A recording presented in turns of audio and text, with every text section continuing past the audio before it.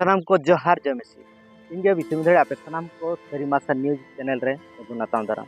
तेहें विशेष कायते आरो mitten खाटो video kettle hedge एकना चालाना दिन करे अब सानाम को मिटन जहां दो स्वाधीन दिवस अब वो पालन किया जहां दो फुरगल दिवस और ओनारे अब को आयमा होड़ और अडी मौज सलाते ओना दिन बो उयहर किया जहां दिन अब को मिटन समय रे अब को मिटन आर मिटन जहां दो बनल रे बो ताहेलना से आर मिटन राज रे कलम रे बो ताहेलना मेनखान तेहें जहां दो वास्तव रे तेहें जहां स्वाधीन जहां फुरगल बो रोड़िया और ओनागे ओका ओका कर खुदा अब को स्वाधीन जरूरी कना और ओनागे नवा खाटो वीडियो रे अब बो प्रयास जहां दो पेया पेट इदी कते आपे सनाम कोठे नवा इन बाइबल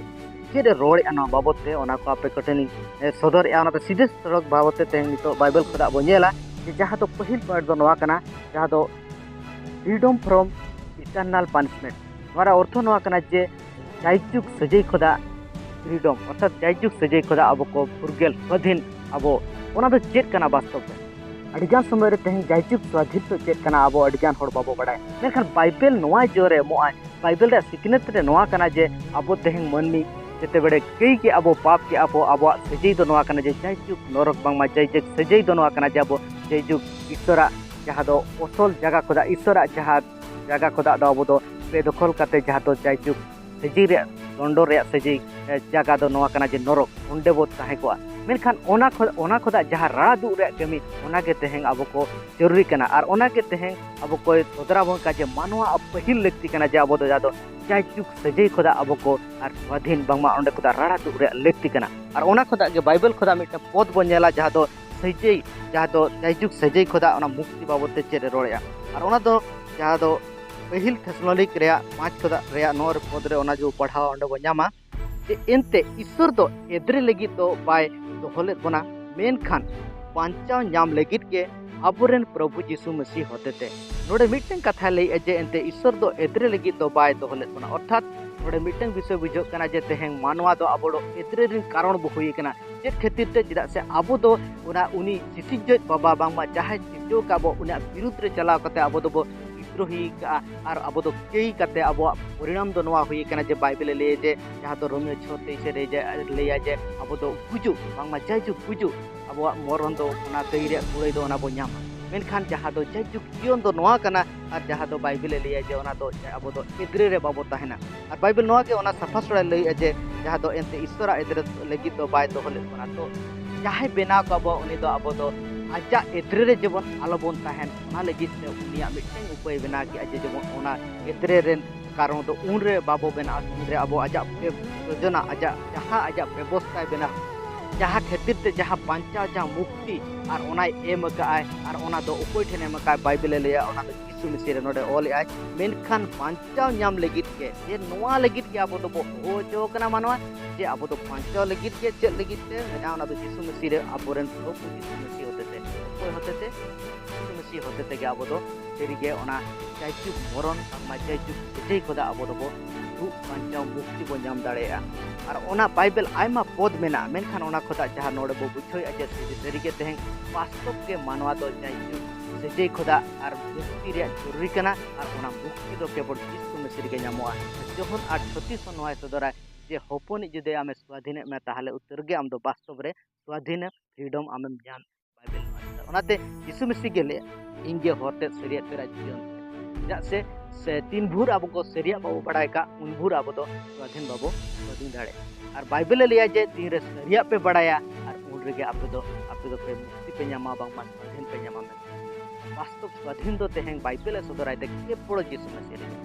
रे बहा मित्रा को वे तो आयमा होड़ तेहें यीशु मसीह रे बाबू प्रत्युक कना मेनखान उनी यीशु मसीह सरिगे नोआ धरती रे कते चिरे चिके का चिरे सदर का नोआ सनामा विषय को अब को पढ़ाई लेखान अब वास्तव रे अब फ्रीडम बांगमा वास्तव स्वाधीन और वास्तव रे अब तोनो लोकार मेना और ओना को राड़ा दुरे ओका करे को अब राड़ा दुरे जरूरी कना ओना अब पढ़ाई दाड़े दोसर पॉइंट दो नोआ कना जे फ्रीडम फ्रॉम सिन अरे तो खुदा करा बांगमा कई खुदा स्वाधीन खुदा राड़ा दु बाइबल नोआ बाबत से ये सड़क बो नेला कई बाय बड़ाय ले के आबो नितुम ते कई होय तो किदिया जेमन आबो तो ईश्वरा धर्म बन हुई नीरे मा तो जहां तो दोसर करंती 5 रे 21 पद रे ऑल कई बाय बड़ाय ले के आबो नितुम ते कई हुई तो केदिया जेमन अब तो ईश्वरा धर्म बोन तो नोडे लई जे यीशु मसीह दो कोई बडाल मेनखान कई ᱧᱩᱛᱩᱢ ते ᱟᱵᱚ कई ᱧᱩᱛᱩᱢ ते ᱟᱵᱚ ᱞᱟᱹᱜᱤᱫ ᱛᱮ ᱩᱱᱤ ᱫᱚ ᱠᱨᱩᱥ ᱠᱟᱴ ᱨᱮ ᱥᱟᱹᱡᱟᱹᱭ ᱦᱟᱛᱟᱣ ᱠᱮᱫᱟ ᱟᱨ ᱱᱚᱣᱟ ᱞᱟᱹᱜᱤᱫ ᱛᱮ ᱩᱱᱤ ᱫᱚ ᱥᱟᱹᱡᱟᱹᱭᱱᱟᱭ ᱡᱮ ᱟᱵᱚᱣᱟᱜ ᱥᱟᱱᱟᱢ ᱠᱟᱹᱭ ᱜᱷᱟᱹᱴᱤ ᱠᱚ ᱟᱨ ᱚᱱᱟ ᱵᱟᱭᱵᱮᱞ ᱞᱟᱹᱭᱟ ᱡᱮ ᱩᱱᱤ ᱫᱚ ᱜᱚᱜ ᱤᱫᱤ ᱠᱮᱫᱟ ᱚᱨᱛᱷᱟᱛ ᱡᱟᱦᱟᱸ ᱢᱟᱭᱟᱢᱮ ᱡᱚᱨᱚᱠᱮᱜᱼᱟ ᱚᱱᱟ ᱢᱟᱭᱟᱢ ᱛᱮ ᱟᱵᱚ ᱫᱚᱵᱚ ᱛᱮᱦᱮᱧ ᱫᱚᱵᱚ ᱥᱟᱯᱷᱟ ᱦᱚᱪᱚ ᱠᱟᱱᱟ ᱚᱨᱛᱷᱟᱛ ᱚᱱᱟ ᱢᱟᱭᱟᱢ ᱛᱮ ᱟᱵᱚ ᱫᱚᱵᱚ ᱚᱱᱟ ᱪᱷᱩᱴᱠᱟᱨᱟ ᱵᱟᱝᱢᱟ ᱚᱱᱟ ᱨᱟᱲᱟ ᱫᱩᱫ ᱵᱚ ᱧᱟᱢ ᱟᱠᱟᱫ ᱚᱱᱟᱛᱮ ᱵᱟᱭᱵᱮᱞ ᱞᱟᱹᱭᱟ ᱡᱮ ᱟᱵᱚ ᱫᱚ ᱤᱥᱥᱚᱨᱟᱜ ᱫᱷᱚᱨᱚᱢ बो हुई होचो कना अर्थात ईश्वराग धर्म धार्मिकता और ईश्वर सामना रे तेहें और जहाँ दो नापाय बो हुई होचो कना ईश्वराग सामना रे तेहें अब दो खुशी बाबो ᱧᱟᱢᱚ को बाइबल नोआ चोदरिया और ओना दो मिटटें के कारण कना जे तेहें जहाँ दो बाइबल लिया जे तेहें दो ओना दो छुटकारा बो ᱧᱟᱢ का मुक्ति बो ᱧᱟᱢ का स्वाधीन बो ᱧᱟᱢ का जे खातिर ते जहाँ कई और लहारिन रोड के लेका कई रे कुड़े दो मरण कना और चाइचुक मरण कना और ओना मरण दो जहाँ दो चुके चुक ओना दो नरक सजे रे और तेहें नोका समय सेटर कना आयमा होड़ तेहें को लैया जे आपे दो नरक रे बोतर पे देखाव कना तेहें बाइबल नोआ सदरा जे और बाइबल तो नोकान पुथी कना जहाँ दो मिटन बोतर देखाव का मेकन वास्तव विषय नोआ कना जे तेहें मानवा को जुद निजेते अबोते को इजर अतें मानवा अबसा अकार मेना ते दिसोम रे बो नेले जे तेन कई पाप तेहें पसना इदी कना तेहें गिद्रे खोदा सेना धबी ते जुदी अब निजे को उपयोग आते बाइबल साफा सड़ा ओना को सदरा बोन कना जे सरी कथा मेन तेहें फर्चा फर्ची देखा बन कना जे मानवा वास्तव रूप तेहें चेत के कना और ओना खातिर ते तेहें अब को वास्तव स्वाधीन जहाँ दो जहाँ दो कुड़े बांगमा कई रे जहाँ दो परिणाम जहाँ अब सजी बो नाम के ओना खोदा जुदी मुक्ति परांगत ते ओना खोदा अब स्वाधीन बो नामे कान और ओना खोदा बांचा जुदी बो खोजो कना ताहले बाइबल लिया जे अब यीशु मसीह रे जोरी कना चते यीशु मसीह के अब कई घटी पाप अपराध लगी ते उनी के अब आज सामने एम का से उना लिखित के उनी दो कुर्बान कना से उनी दो एम होचो कना और ओना दो उनी दो कियान दो बाय ताहलेना पपी दो बाय ताहला मेखान अब को लगी पपी मानवा लगी ते पपी ना जेमन अब को बो पांचा ईश्वरा धर्म अब रे तेहें ईश्वरा सामना रे तेहें धार्मिक बो गुण कना नोआ खातिर ते तेहें यीशु मसीह खबते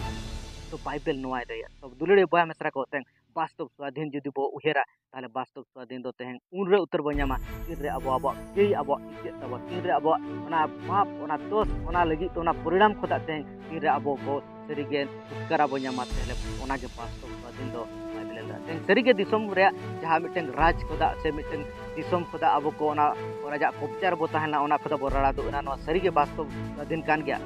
और अब बो भबिया मेका वास्तव स्वाधीन जुदी नेलाबो जतो खोदा मारंग स्वाधीन कना तेहें पाप खोदा जहाँ दो छुटकारा जहाँ दो उन्हें खोदा फ्रीडम तेसार पॉइंट दो नोआ कना कि जहाँ दो फ्रीडम फ्रॉम दी लॉज पड़े माने दो व्यवस्था अन रेया बोझ खोदा अब को राड़ा दो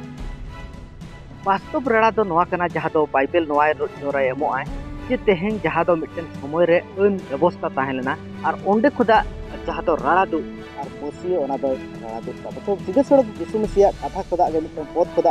अब बो नोआ विषय बो नेला जहाँ तो मथियु 11:28 खोदा 30 बो पढ़ा तेला इनठेन हिजुक पे आपे जतो लांगा और बोझाते तेनाकान को इंगे जीरो हचो पेया इन्या आराण गो तिंग पे और इंठेन इत जम पे एनते महिर और मन रे निधन गया और आपे जी लगी जीरो पे ᱧᱟᱢᱟ एनते इन्या आराण दो जुत गया और इन्या बोझा दो रावाला तो नोडे जहाँ तो वास्तव रे जुदी नोरा कॉन्टेक्स्ट संदर्भ ते बो चला मेनखान यहूदी को इतिहास ते बो चला मेन बड़ा दड़ा जे यहूदी को जहाँ व्यवस्था एमा दो ताहें और ओना व्यवस्था दो इस रे हो जहाँ तो यहूदी को दो बाको पूरो जहाँ तो इस्राएल को ᱧᱟᱢला जहाँ तो व्यवस्था मोसे होते ते ईश्वर बाबा एमला ओना व्यवस्था जहाँ तो 613 टी व्यवस्था एमला ओना व्यवस्था खोदा और व्यवस्था बाको पूरो दड़ा कान ताहें और ओना बाको पूरो दड़ा कान ताहें और ओना पूरो रे यीशु मसीह नोडे लैया जे तेहें ओना पूरो लगित ते आयमा को पूरो मुटुय ताहें आयमा मुश्किल को रकाबे ताहें मेनखान बाको पूरो दड़ा ताहें और ओना खातिर ते हो आयमा समय रे उनकुआ जीवन रे मिटन बोझ ताहेलेना एका यीशु मसीह नोडे लैया जे बेने तेला इनठेन हिजुक पे आपे जतो लांगा और बोझाते तेनाकान को इंगे जीरो हचपे तेहें जहाँ नियम कानून ते अब बांचा लगी ते कुरुमुटु ते अब ते बांचा लगी ते कुरुमुटुया मेनखान अब ते तीस ते हो ओना बाबो बांचा बाबो पुरो दाड़ेया से ओना बांचा बाबो नाम दाड़ेया और ओनाते यीशु मसीह मिटन कथा लैया जे आपे दो जीरो पे नामा ओकार पे जीरो पे नामा ओना दो जीरे आपे जीव लगी जीरो पे नामा तीन रे मेना इन ठन पे हिजुआ और मसीह मिटन अडी नापाय कथा रोड़ का जे मेना एनते इन्या आरा दो जुत के और इन्या बोझा दो रावल गया तेहन ओका बोझा तेहन यीशु मसीह एम का अबोटे बाइबल ले जे यीशु मसीह तेहन मिटन दया अनुग्रह एम का बा जा होते ते तेहन सानामा विषय तेहन जहाँ बांचा रे असल दो उनी गे पुरो का तेहन अबोते ते तेन हो बाबो चिके मेखान जहाँ अनुग्रह ताहा ते तेहन आए जहाँ बांचा एम का बो ओना दो खुशी ते आजा फ्री ते एम का बा और ओना लगी ता बो चेत हो बाबो चिके का बाइबल नोआ जोरे मो तेहन जहाँ बांचा बो नाम का ओना दो अबोते तो बाबो चिके दाड़े आसे ओना नाम लगी ते अबो कुरुमुट करते बांगा ओनाते नोडे लिया कना जे इन ठेन खुदा चेदो पे तेहन ओनाते वास्तव विषय कना तेहन जतो सानाम मसी होड़ को अबो को चेदो हुई अजे तेरिगे मसी ठेन खुदा मसी दो जे चिके नोआ धरती ना तेहन अड़ आयमा समय रे नोकान नोका हबो नामोगो कना जे तेहन मसिया तेहन जहाँ दो मसीहा व्यवस्था दो बाबो बाड़ाया और अड़ीगान समय तेहन अनुग्रह हबो अनुग्रह मसीहा अनुग्रह अंडार हबो तहन कान गया और आयमा समय तेहन व्यवस्था रे बांगमा अन रे ओना अंडार रे हबो तहन काना व्यवस्था हो मानाव बो छुटो कान गया और अनुग्रह हबो खोजो कान गया मेखान बाइबल ओना पाइल तो दुलड़े बहा मिसरा को लहा कान वीडियो करे आपे सनाम कोठे नोई सदर कर गया जे तेहन जहाँ दो अब को वास्तव रे अब को तरीके मसी चेत चेत हेज काते नोआ धरती रे पुरो का और ओना चेल का व्यवस्था चेल का पुरो का और ओका व्यवस्था तेहन अब मसीहा व्यवस्था असल दो ओका काना ओका व्यवस्था रे तेहन अब को तिंगु दरकारो काना ओना बाइबल अब सब नवा नियम अब सिखो बन काना तो असल विषय दो नवा काना तेहन जहाँ व्यवस्था रे तेहन जुदी होड़ को बाको पुरो तहन और ओना दो तेहन ओना को लगी ते यीशु मसीह और ओना को अब को किलो रे एम का बजे तेहन व्यवस्था रे आपे बांचा बाबे नाम तेहन इन्या दया अनुग्रह होते आपे पे बांचा दुलड़े बहा मिसरा को मेखान आर मिटंग अड्डी मरांग गुरुत्वपूर्ण विषय जहाँ दो अब सनाम को बड़ाय दरकार नोआ लहारे जहाँ सना पेया पॉइंट रे जहाँ कोई सदर किया तो नोआ सनामा मसीह होते अब को बो स्वाधीनो कना जहाँ दो जयजुग मरंग खुदा अब स्वाधीनो कना जहाँ दो व्यवस्था रे ओना तनल खुदा बोझ खुदा अब रड़ा दुगो कना मसीह रड़ा दुगो और जहाँ दो पाप खुदा जहाँ दो पाप रे परिणाम खुदा जयजुग अब दो नरक ते बो चला को ओना पाप रे ओना खुदा हो छुटकारा से स्वाधीन अब मसीह अमबन कना मेरखान जहाँ स्वाधीन जहाँ मुक्ति जहाँ और छुटकारा बो नाम किया ओना पोरेते अब चेत नोका हबो उदिसा जे नितो मसीह अब जतो चिके का नितो अब मनुष्य जीवन भवितो दिले बयान सरा को बांगा किसे बांगा ओनाते बाइबल लिया जे स्वाधीन तो आम बाय एम का में पाप लगी तो लाइसेंस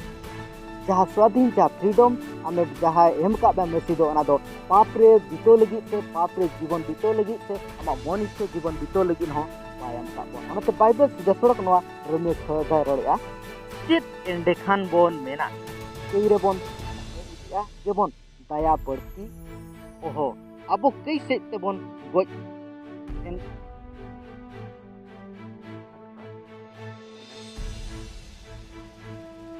चित एंडे खान बोन मेना कई रे बोन ताहे इदिया जे बोन दया बढ़ती नोडे पौलुस नोआ कथा ले तेहन जहाँ दया बो नाम अब मसीह जहाँ दया बो नाम दा ओना खातिर ते चेत अब दो चेता इरेगे बोन ताहेना लातार सेन जिते बड़ बो पढ़ाओ अंडे सफा छड़ा बो नाम दाड़े जे अब तो नोआ लगी तो बचा होचो कना जे तेहन जीव रे से आत्मा रे नवा लेकाते तेहन अब को दो अरे ओना जीवन रे नवा ते रे बोन तारामा अर्थात तेहन मसीह रे स्वाधीन जहाँ बो नाम का ओना दो नितो नवा लगी तो ओनाते जहाँ दो बाइबल लिया जे जहाँ मसीह रे मेना उनी तो नवा सिरजना कना नवा लगी ते सिरजना कना जे उनी तो नेक्स्ट दो उनिया गई से पाप उनी तो चिकेता ओना दो उपाय तया में अब सनामा बाइबल रे ओला कना मेनखान दुलड़े बहा मिसरा को ओनाते बार बार नवा कथी रोड़े आज तेहन नोकाना विषय को अब को नोकान मैसेज हो पाले अब को तेन मुसी समाज रे प्रचलित मेना आयमा तेहन नोआ को आंजमो कना और नोकान ग्रुप को ओपेला कना जे तेहन नोकान ग्रुप को मेना पा जहाँ दो को मेना जबा मसीह तो तेहन अब को कई खुदा कई गो इदी का कई मेटाओ का तेहन ओनाते अब को और अब को कई रे दो बांग लेखा से पाप रे दो बांग लेखा और ओनाते तेहन नोका को भाबिया जे उनको दो मसीह जुदी तेहन अब नोआ छुटकारा और कई खुदा परांगत एम का बय ताहले अब दो लाइसेंस बो जाम का अब जहाँ लेका जीवन हुई जैसे मसीह दो ऑलरेडी अब कई दो जतय इके का माप का नोआ बो खुदिसा खान री दो नोआ कना बाइबल तीस रे नोआ कथा बाय रोड़ा तेहन लाइसेंस बाय एम का जे बाइबल नोआ जहाँ अब को बांचा एम का बय जहाँ स्वाधीन एम का बय नोआ अब लाइसेंस बाबो जाम जे अब खान ओना खुदा मिटन पद बाइबल खुदा बन नेला फर्स्ट पीटर जहाँ दो दुई रे सुड़ो नोआ सदरा स्वाधीनों लेका तहन पे स्वाधीन को लेका तहन पे मेनखान अपिया स्वाधीन ते तो उसमें दा पालक मेनकाते पे व्यवहार को दो आलो इचकोम ईश्वरन गोलाम को लेकागे नोडे नोआ कथा लई जे तेहन स्वाधीन आपे पे नाम का मेनखान आपे तो दुष्टेमी अर्थात तेहन आपे जील रे साना लेका आपे इच्छे लेकाते आपे जील जहाय मेना आपे हड़मो जहाय लेया आपे मन इच्छे जीवन बितो लगी तो बांगा मेनखान मेने मेनखान बिस्कोम ईश्वरन गोलाम को लेकागे तहन ईश्वरन गोलाम को तो ईश्वरा सेरी ईश्वरा कथा ईश्वरा सानाजम और ईश्वरा साना चित कना उनका जीवन बितो लेया दूसरा को तेहन जहां लहारी लेके तेहन नसी हड़ को अब को बड़ा दरकार जे जहाँ तेहन अब को जहाँ पंचा बो नाम का जहाँ स्वाधीन बो नाम का जहाँ छुटकारा से जहाँ मुक्ति ओना जहाँ के बो नाम का ओना सानामा को उनरे उतर बोल उनरे उतर ओना को सठिक प्रमाणों तीन रे अब को जीवन रे नवा से जहाँ बदलाव जीवन और ओना अब लाइफ रे से जीवन रे नेलोगा बाइबल लेकाते ईश्वर साना लेकाते बाइबल नवा दुनिया गोयना तरफ को नवा मैसेज सनाम को चेका पे बुझो के कमेंट रे बीच बार कथा रे रोड ऑल का तावन पे जेमन नेक्स्ट टाइम रे अब सनाम को दिन बाबत ते आहो आयमा डिटेल वीडियो आपे हो पे नाम दाड़े सारी के आरो चेक बाबत को मेना चेक खोदा आरो दिन अब मसी एम का अब आरो चेक को मेना सनाम विषय आपे पे नाम दाड़े नेक्स्ट वीडियो रे तो दुरे बेमेसरा को नवा वीडियो रे ने के हिजु कान वीडियो आपे सनाम को तला आरो जोहार दे